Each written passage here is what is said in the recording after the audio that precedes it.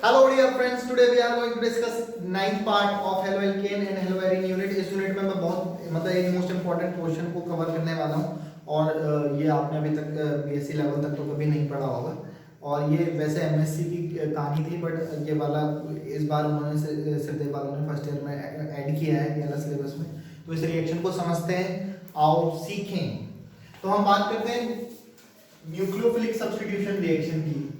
Nucleophilic substitution reaction in benzene ring वाले compound में या एरिल हैलाइड वालों में आपके पास ये एरिल हैलाइड वाले कंपाउंड में या बेंजीन रिंग वाले कंपाउंड में किस तरीके से होती है। तो पहली बात तो न्यूक्लियोफाइल किसे कहते हैं मैं थोड़ा सा बेसिक आपको कवर कर दूं।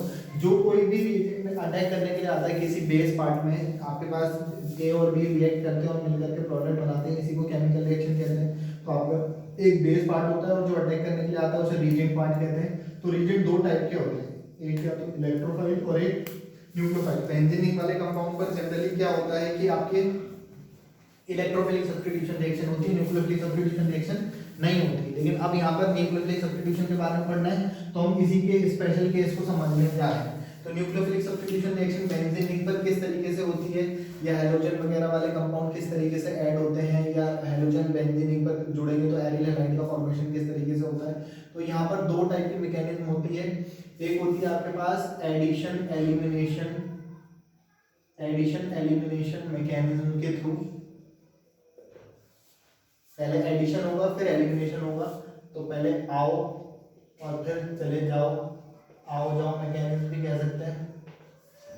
इस आओ जाओ मैकेनिज्म में क्या होता है, एडिशन एलिमिनेशन में हम समझते हैं यहाँ से ध्यान से।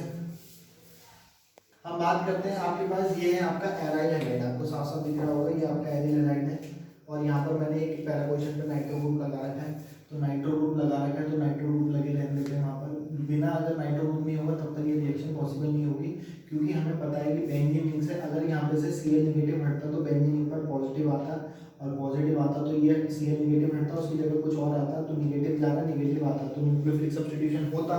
बट यहाँ पर Cl नेगेटिव कभी भी अपनी मर्जी से मतलब निकलता नहीं है, क्योंकि यहाँ पे बेंजीन रिंग पर जो कार्बोकेटायन होता है वो इस रिंग को बहुत ज़्यादा अनस्टेबल कर लेता है। तो इस तरीके की मैकेनिज्म यहाँ पर नहीं चलती है, या इस तरीके की रिएक्शन यहाँ पे न्यूक्लियोफिलिक सब्स्टिट्यूशन बेंजीन रिंग के अंदर नहीं होती है। तो मैं इसकी रिएक्शन करा देता हूँ आपके पास NH3 से, अमोनिया से। तो H+ और NH2 नेगेटिव ये न्यूक्लियोफाइल वाला पार्ट है।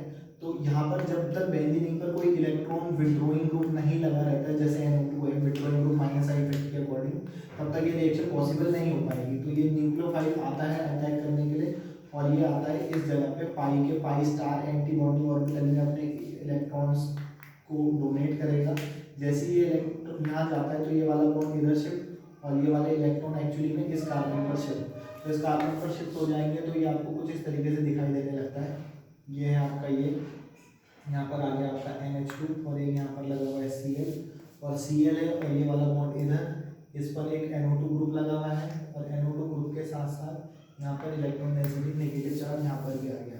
अब क्या होता है कि नेगेटिव इलेक्ट्रॉन डेंसिटी, पहले नेगेटिव वाला जो चार्ज इलेक्ट्रॉन डेंसिटी का क्लाउड है या इलेक्ट्रॉन डेंसिटी है वो अपने आप को स्टेबल नहीं कर पाती। तो ये electron density negative single double single इस तरीके से कॉन्जुगेशन प्रेजेंट है, तो वो कॉन्जुगेशन की वजह से बॉन्ड फिक्स नहीं रहते, अपनी पोजीशंस को चेंज करते हैं, इसी को डिलोकलाइजेशन कहते हैं। रेजोनेंस भी इसी की वजह से होता है। तो ये वाले इलेक्ट्रॉन यहाँ पे आकर के बॉन्ड बनाएंगे, जैसे ये यहाँ आएगा तो ये वाले बॉन्ड इधर शिफ्ट होंगे और ये Cl अच्छा लीविंग ग्रुप होता है तो यहाँ से लीविंग ग्रुप लीव कर जाएगा, क्योंकि H+ भी था स्टार्टिंग में तो वो HCl के फॉर्मेट में बाहर निकल गया होगा। और ये आपको आप किस तरीके का इस तरीके का एक कंपाउंड दिखाई देने वाला है। यहाँ पर ये NO2 लगा है और ये बॉन्ड आपका इधर और ये वाला बॉन्ड इधर और ये वाला NH2 की तरफ NH2 बन जाएगा आपके पास। आपने देखा होगा कि Cl नेगेटिव हटा और उसकी जगह पर क्या होगा, ये न्यूक्लियोफाइल ये Cl नेगेटिव हटा और NH2 नेगेटिव जुड़ गया तो न्यूक्लियोफिलिक सब्स्टिट्यूशन हो गया। हेलो एरीन में आपके पास हेलो एरीन में न्यूक्लियोफिलिक सब्स्टिट्यूशन रिएक्शन हो गई, लेकिन बिना इस वाले ग्रुप के ये पॉसिबल नहीं था, क्योंकि ये विड्रॉइंग ग्रुप है तो ये वाली इलेक्ट्रॉन डेंसिटी को अपनी तरफ खींचता है तभी ये पॉसिबल हो पाता है। और आपने मैकेनिज्म में देखा होगा कि दो स्टेप में यहाँ पर पहले ये जो न्यूक्लियोफाइल था वो ऐड हुआ, तो पहले एडिशन हुआ, आओ हुआ और फिर इस रिएक्शन में क्या हुआ कि Cl नेगेटिव निकल गया। तो यहाँ पे किसी का निकल जाना एलिमिनेशन कहलाता है। तो इसीलिए मैं इसे आओ जाओ मैकेनिज्म कह रहा था। अब इसी तरीके की रिएक्शन होती है आपके पास, इसी की मैकेनिज्म समझेंगे। ये होता है आपके पास एलिमिनेशन एडिशन मैकेनिज्म के थ्रू। ये क्लोरोबेंजीन है, इसकी रिएक्शन मैंने NH3 से कराई, तो NH3 में से आपके पास H+ और Cl negative HCl, Cl negative निकला होगा H+ के साथ। तो आपको दिख रहा होगा कि यहाँ पर आपके पास ये आपका NH2 ग्रुप आ गया और ये बन गया आपका एनिलीन। और आपको लग रहा होगा कि ये न्यूक्लियोफिलिक सब्स्टिट्यूशन रिएक्शन हुई है एराइल हैलाइड में या एराइल हैलाइड में।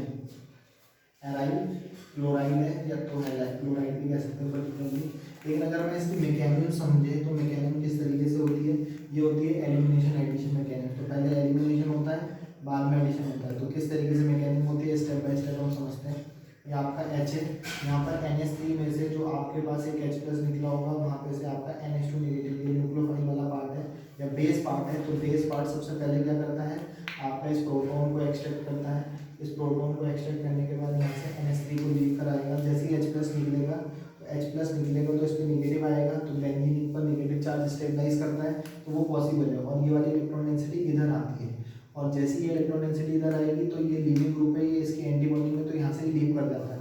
और बहुत जल्दी टेम्परेचर की वजह से, हाई टेम्परेचर पर ये इस तरीके का कंपाउंड, इसे कहते हैं बेंजीन, और ट्रिपल बॉन्ड वाला कंपाउंड बन जाता है, तो इसे कहते हैं बेंजाइन। तो बीच में एक रिएक्शन इंटरमीडिएट बनता है, इंटरमीडिएट मध्यवर्ती उत्पाद बनता है जिसे आप बेंजाइन कहते हैं। बेंजाइन जब बन जाता है आपके पास, तो अब यहाँ पर कोई भी न्यूक्लियोफाइल अटैक करने के लिए आता है। तो न्यूक्लियोफाइल आने के दो चांसेस हैं। तो सपोज ये जो NH3 था उसी में से ही, NH3 में से वही आपका अटैक करने के लिए आएगा। NH3 में से NH2 आया अटैक करने के लिए, NH2 नेगेटिव ये, तो ये वाली इलेक्ट्रॉन डेंसिटी हो जाएगी आपके पास इधर शिफ्ट होगी, तो यहाँ पर आ जाएगा नेगेटिव। नेगेटिव आएगा तो वो जो H+ था NH3 का, वो H+ यहाँ जुड़ जाएगा और आपके पास सिंपली कुछ इस तरीके का कंपाउंड आपको दिखने लगेगा। तो ये आपके पास बन गया एनिलीन, जो ये बनना था। या फिर अगर वो NH2 नेगेटिव इस साइड से अटैक करने के लिए आता, तो ये इलेक्ट्रॉन डेंसिटी उधर होती, तो इस पर आता नेगेटिव, और नेगेटिव आता तो आपके पास ये कुछ इस तरीके का शो होता। यहाँ पर आपके पास NH2 आता और H+ यहाँ जुड़ जाता, तो ये आपका बन जाता एनिलीन। एनिलीन और ये एनिलीन, चाहे ये बोलो चाहे बोलो, दोनों का एक मतलब कहीं से भी अटैक करने के लिए आ सकता है। तो आपके पास ये इस तरीके की मैकेनिज्म, पहले क्या हुआ यहाँ पर एलिमिनेशन, और बाद में आप एलिमिनेशन हुआ, फिर बाद वाले स्टेप में एडिशन हुआ। तो ये एलिमिनेशन एडिशन मैकेनिज्म है।